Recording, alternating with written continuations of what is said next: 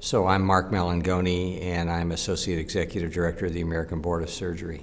So the American Board of Surgery and the American College of Surgeons began a collaborative effort to develop the old ACS case log system into the surgeon-specific registry about 4 years ago.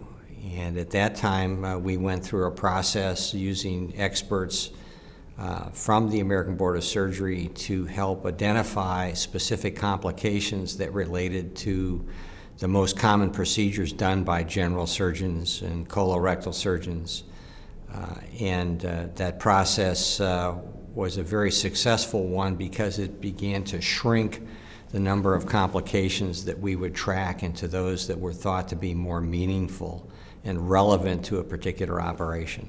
So one of the problems that we all deal with as surgeons is the number of increasing requirements, and that adds a burden of time and effort, and many people are frustrated by that. So one of the things that we are trying to do with the SSR is to make it align with other requirements, in this case PQRS, and by satisfying the PQRS using the SSR, that gives surgeons a step up, if you will.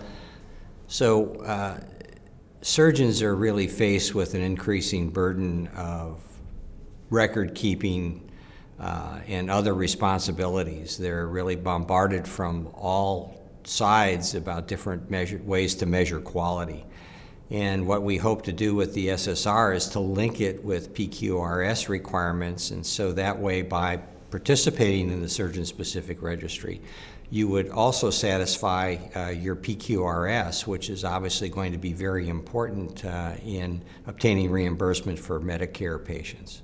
Well, there are lots of reasons that surgeons do this. I think the one that really is most important is because you need to understand and know your own results.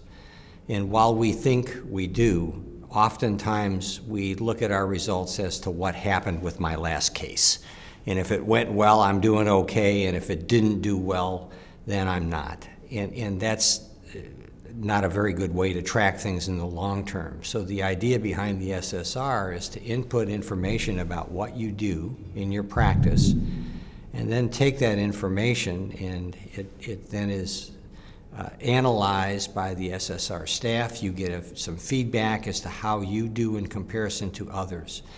That allows you to understand better your own results, and are there areas that you may need to do better at, as well as understanding your own results, it can have some other side benefits. You could use it for credentialing or re-credentialing at your hospital. When they ask for a list of cases, you've got it.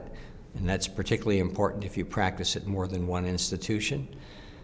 You may want to use it for a whole variety of other reasons that, again, are very personal to you. So I think the main reason that people need to participate in the SSR is to really understand their own practice. And rather than to have their understanding be based on what happened in my last case, was it things went well and hence I'm doing great, or things didn't do so well and hence, gee, I need to find a way to do better.